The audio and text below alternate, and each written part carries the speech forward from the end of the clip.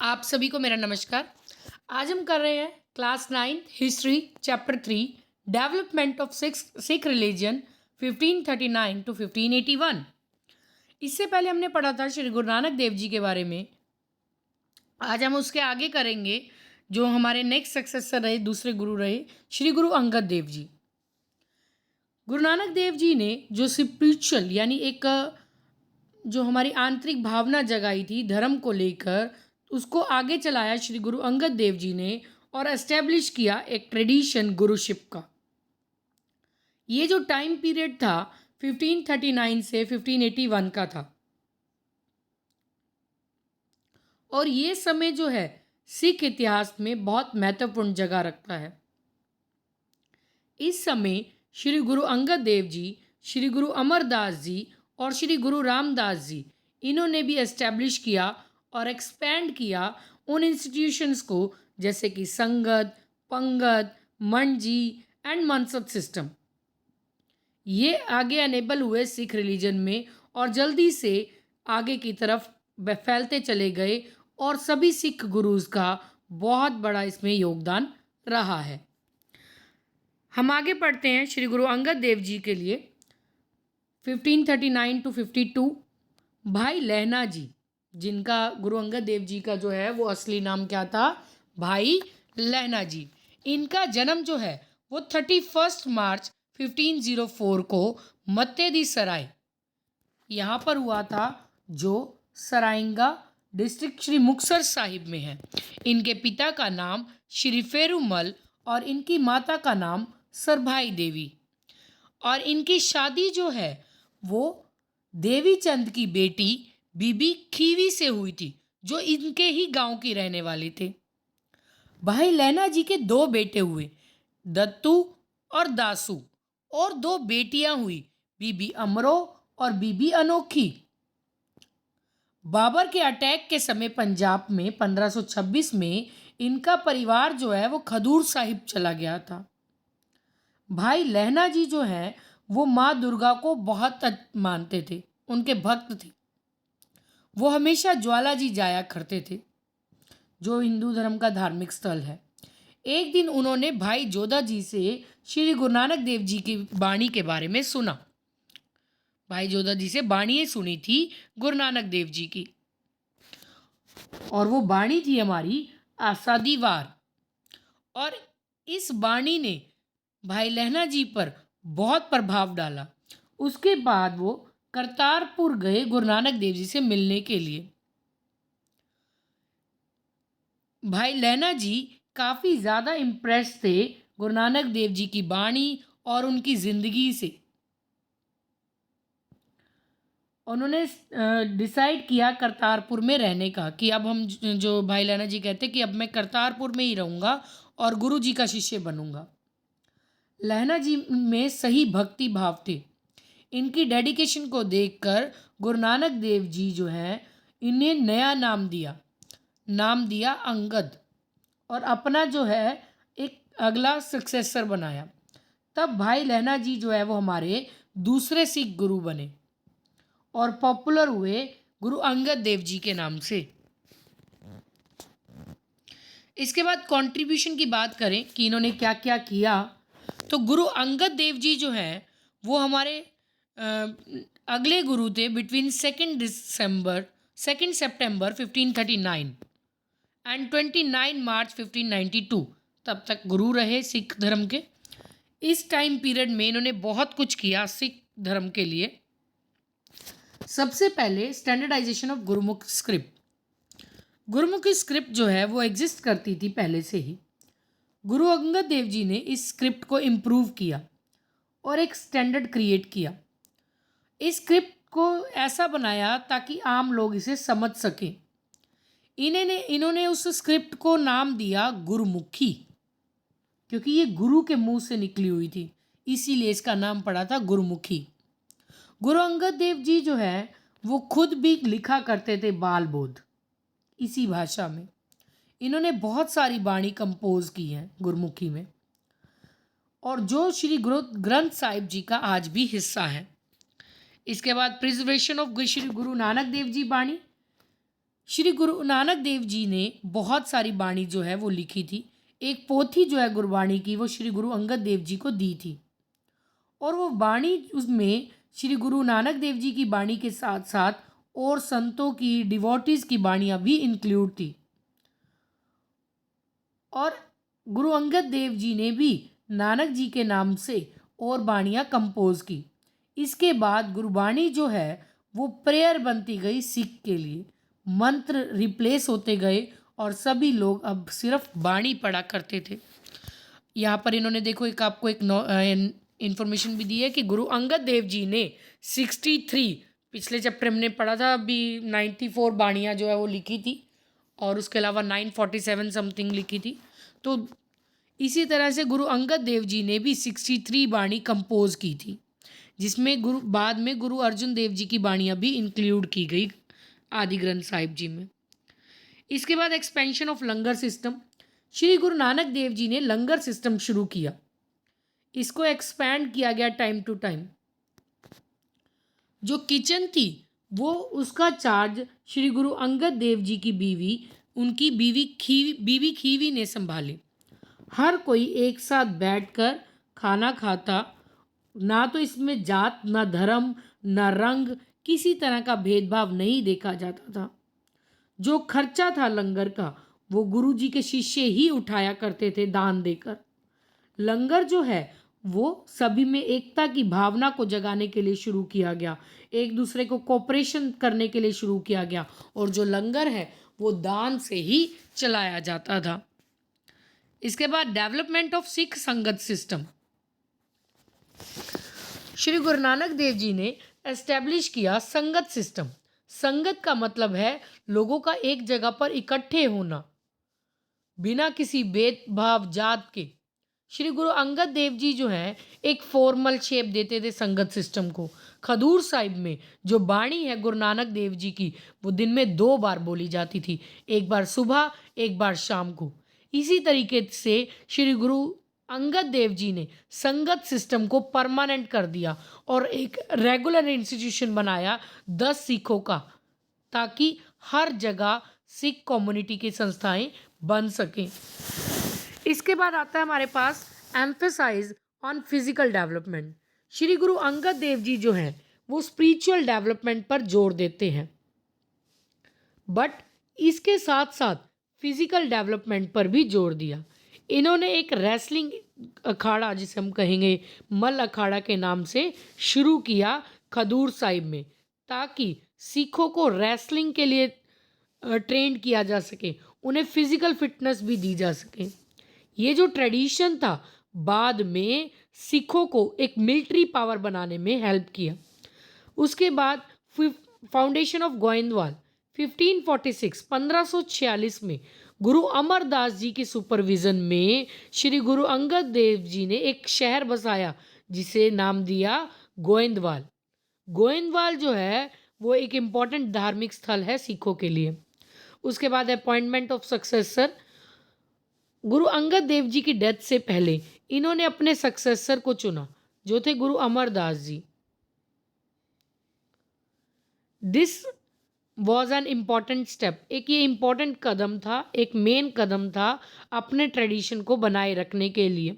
गुरु अंगद देव जी ने अपने आखिरी सांस 29 मार्च 1552 को लिए after serving the Sikh community for 13 years. 13 साल सिख धर्म को देने के बाद। इसके बाद गुरु अमरदास जी जो हमारे तीसरे गुरु बने, 1552 में बने और 1574 तक। गुरु अमरदास जी का जन्म गांव बसार के अमृतसर में हुआ 5 मई 1479 को। इनके पिता का नाम तेजभान और माता का नाम सुलखनी था, और इनकी जो शादी हुई थी वो देवी चंद की बेटी मनसा देवी से हुई थी। इनके 2 बेटे हुए, मोहन एंड मोहरी, और 2 बेटियां हुई, बीबी दानी एंड बीबी भानी। गुरु अमरदास जी जो हैं इन्होंने विजिट किया था हरिद्वार। हर साल जो है गुरु अमरदास जी जो है हरिद्वार जाते थे गंगा नदी में स्नान करने के लिए। हरिद्वार में एक दिन इन्होंने बाणी सुनी गुरु नानक देव जी की, जो बीबी अमरो कौन थी? बेटी थी गुरु अंगद देव जी की, और वाइफ थी गुरु अमरदास जी नेफ्यू की। बहुत ज़्यादा इम्प्रेस हुए बाणी सुनकर। उसके बाद ही वेंट टू विजिट गुरु अंगद देव जी। तब गुरु अंगद देव जी के पास गए, खडूर साहिब में उनके शिष्य बने। गुरु अमरदास जी जो हैं इन्होंने served Guru Angad Dev ji and संगत with deep devotion energy. Impressed by intense devotion, गुरु अमरदास जी की इस डिवोशन से प्रसन्न होकर इन्हें जो है अगला सक्सेसर बनाया गया। मार्च 1552 में, मार्च में इनकी डेथ हुई थी और मार्च में ही इन्हें नया आगे सक्सेसर बनाया था। गुरु अमरदास जी के समय 73 ईयर्स ओल्ड के थे जब गुरु बने थे ना। जब गुरु अमरदास जी, उस टाइम उनकी एज जो थी वो 73 ईयर्स की थी। गुरु अमरदास जी को उस समय बहुत सारी मुश्किलों का सामना करना पड़ा था गुरु बनने के बाद। True service yield fruit in the end. Khadoor Sahib में श्री गुरु अमरदास जी जो हैं वो अपनी कहते हैं led a life of service and devotion, अपनी ज़िंदगी बिता रहे थे, अपनी सेवा दे रहे थे। He took up service fetching water from river Beas every day to bath Shri Guru Angad Dev ji. गुरु अंगद देव जी के स्नान करने के लिए ये रोज ब्यास नदी से पानी लेकर आया करते थे। श्री गुरु अंगद देव जी जो है इनकी डिवोशन से काफ़ी खुश हुए थे and made him as a successor, इसीलिए इन्हें अपना सक्सेसर बनाया। दूसरी तरफ दत्तू और दासू जो बेटे थे श्री गुरु अंगद देव जी के, वो कहते considered themselves suitable for guruship and were jealous of Guru Amardas जी। तो उनके बच्चे कहने लगे कि जबकि हम सुटेबल थे, हमें बिठाना चाहिए था गुरु गद्दी पर गुरु अमरदास जी को बिठाया गया, उनसे जलन होती थी। बाबा बुड्ढा जी ने बताया एक बार, told the two that guruship is not an ancestral property. ऐसा नहीं कि पिता गुरु बन गए तो आगे बच्चे आगे उनकी गद्दी लेंगे। जो सही मायने में सेवा करेगा फल तो कहते उसी को ही मिलेगा। इसी सेल्फलेस डिवोशन की वजह से गुरु अमरदास जी को अगला गुरु बनाया गया। इसके बाद चलते हैं contribution towards the development of Sikhism. गुरु अमरदास जी जो हैं उन्होंने सिख कम्युनिटी को 22 साल दिए, 1552 टू 1574। इन्होंने बहुत सारे कंट्रीब्यूशन भी दिए सिख धर्म के लिए। सबसे पहले कंस्ट्रक्शन ऑफ बाउली एट गोइंदवाल, जो टाउन है गोइंदवाल का, वो एस्टेब्लिश किया गया गुरु अंगद देव जी के द्वारा, गुरु अमरदास जी की सुपरविजन में। ये है बाउली एट गोइंदवाल।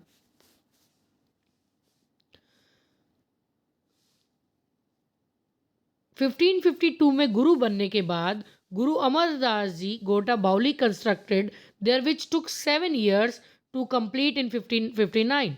उस बाउली को पूरा होने में 1559 लगे ईयर्स तक टाइम लग गया था, लगभग 7 से 8 साल।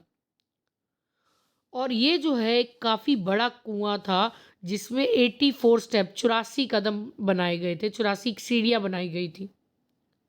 और ये जो है एक सिख धर्म के लिए इम्पॉर्टेंट धार्मिक स्थल है, जो इम्पॉर्टेंट रोल प्ले करता है सिख धर्म को एक्सपैंड करने के लिए।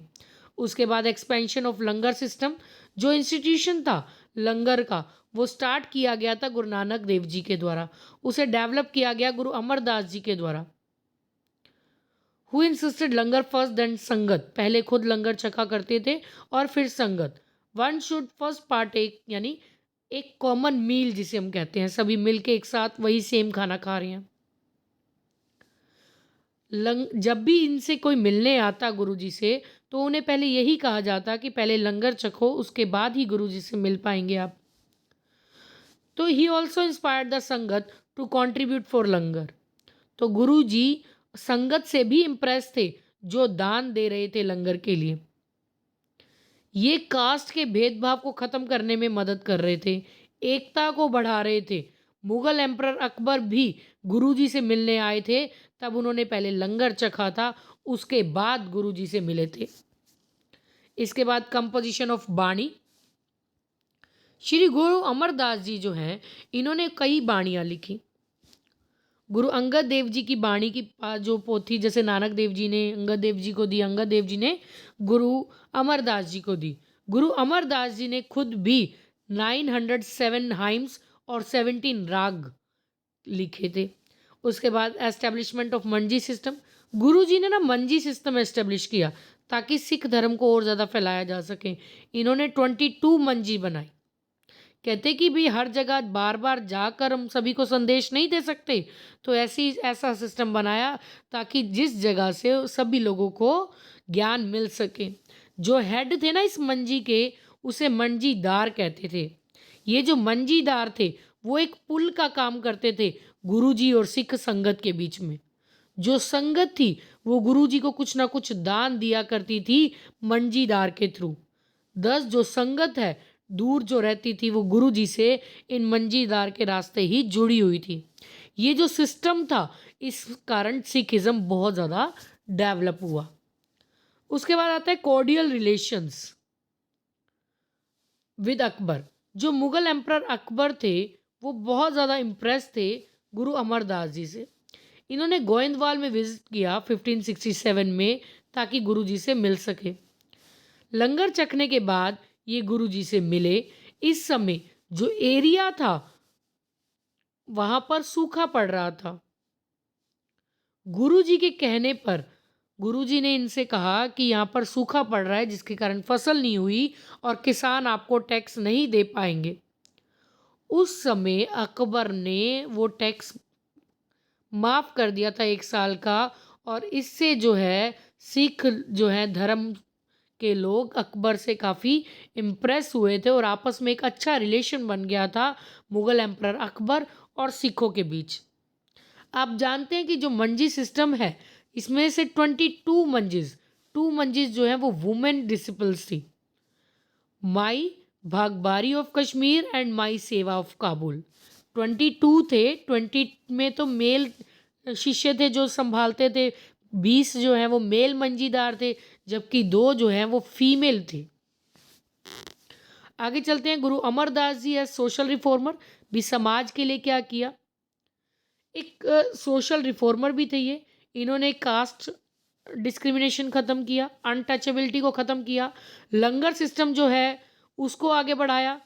गुरुजी ने जो है ओल्ड जो सती सिस्टम था पुराना सोसाइटी का, जिसमें एक औरत को अपने पति के साथ जला दिया जाता था, उसको ख़त्म किया, उसके अगेंस्ट बोले।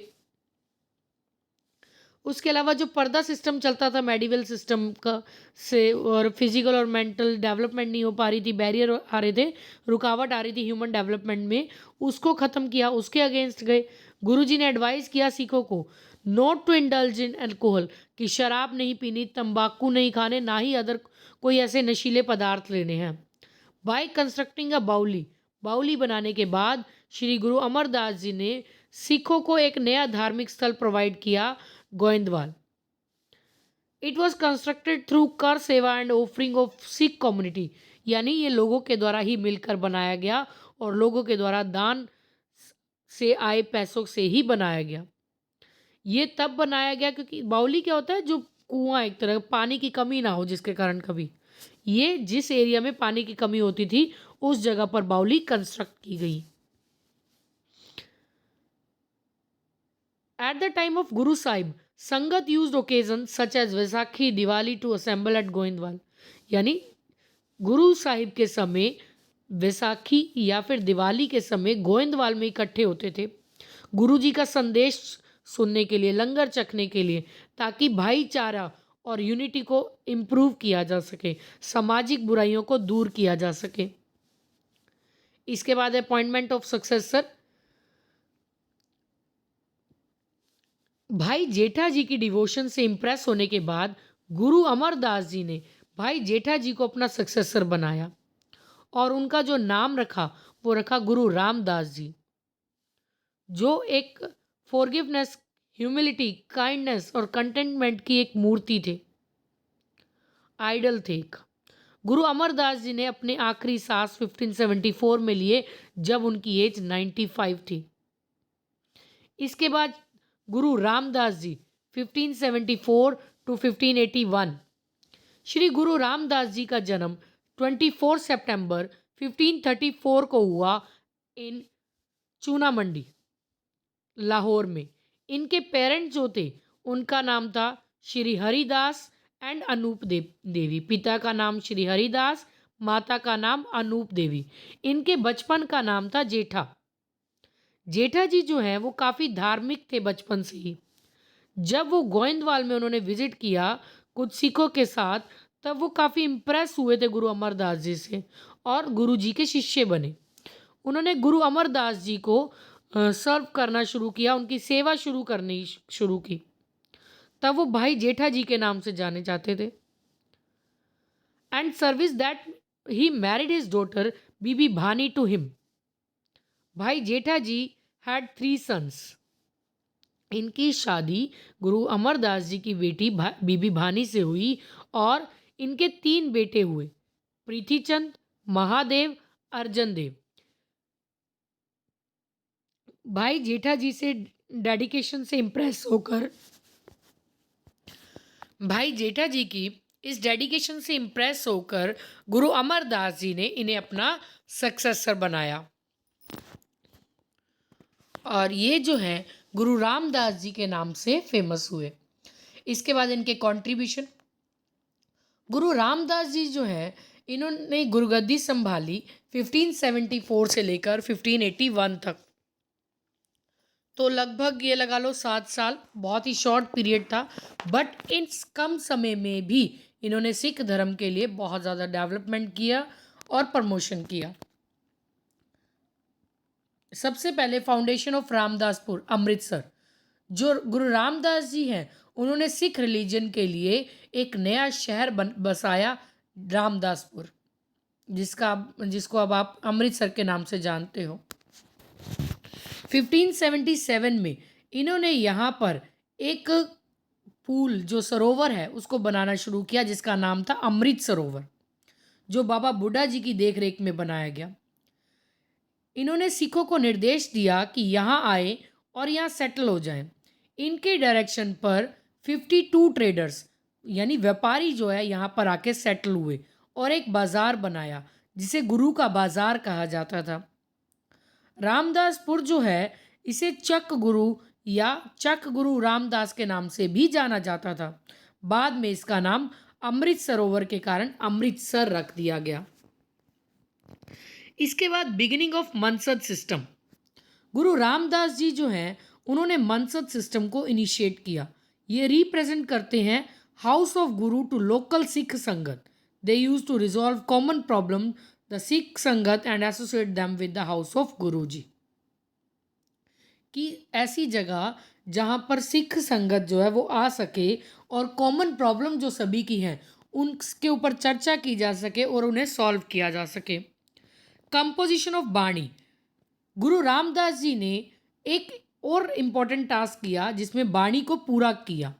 इन्होंने बाणी में 30 राग कंपोज किए, जो बाणी में 8 वार और घोड़ियाँ थी। इसके अलावा इन्होंने एक स्पेसिफिक बाणी जो है वो लिखी जिसका नाम था लावा, जो आनंद कारज यानी शादी के समय फेरे लेते हैं, शादी के समय जो वो बोली जाती हैं लावा लेते वक्त बाणी, तो उसे आनंद कारज कहा जाता है। गुरु रामदास जी ने इसे बाणी में इंक्लूड किया जो इन्हें गुरु अमरदास जी से मिली थी। इसके बाद अनॉइंटमेंट ऑफ सक्सेसर, इन्होंने भी अपने सक्सेसर को चुना।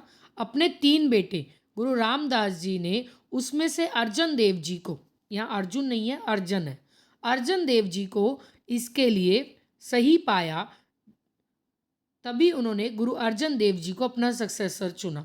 क्योंकि जो प्रीतिचंद थे इनके सबसे बड़े बेटे वो लालची थे और उनका बिहेवियर अच्छा नहीं था, जबकि जो महादेव हैं उन्हें इसमें कोई भी इंटरेस्ट नहीं था।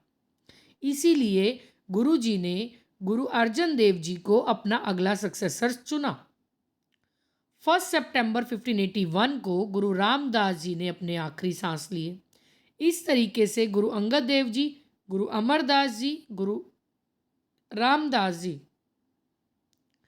इन्होंने गुरु नानक देव जी की टीचिंग्स पर चले और लगातार गुरु नानक देव जी के नक्शे कदम पर चलते हुए सिख धर्म को आगे बढ़ाया और इंट्रोड्यूस किया समाज में अलग अलग रिचुअल्स को, अलग लाइफस्टाइल को, एक सिख धर्म को नई पहचान दी और डेवलपमेंट किया सिख धर्म को और उसकी आज़ादी को। तो ये चैप्टर हमारा यहाँ खत्म हो रहा है। पॉइंट्स टू रिमेंबर में देखें, गुरु अंगद देव जी के बारे में हम पढ़ के आए हैं, क्या डेट्स थी उसकी, उसके बाद गुरु अमरदास जी, गुरु रामदास जी। ये चैप्टर हमारा यहीं ख़त्म होता है। तो उम्मीद है कि चैप्टर को पढ़ने के बाद आप एक्सरसाइज ईजिली कर लेंगे। और अगर आपको फिर भी कोई डाउट रहता है, आप कमेंट सेक्शन में जाकर आप उस डाउट को पूछ सकते हैं। और इसी तरीके से आपको 9th की कंप्लीट एसएसटी करवाई जाएगी। फ़िलहाल हिस्ट्री चल रही है, ऐसे ही हम सिविक्स, ज्योग्राफी, इकोनॉमिक्स को भी आगे कवर करेंगे। आपको कुछ डाउट रखता है या आप कुछ कहना चाहते हैं तो आप कमेंट करके आप कह सकते हैं, आपको रिप्लाईज ज़रूर मिलेंगे। और हम इसी तरह से आपकी तैयारी करवाते रहें, इसके बाद एमसीक्यूज़ और एक इम्पॉर्टेंट क्वेश्चंस भी कवर करें। तो हमारा हौसला बढ़ाने के लिए प्लीज़ हमारे चैनल को लाइक, शेयर और सब्सक्राइब ज़रूर कीजिए। Thank you.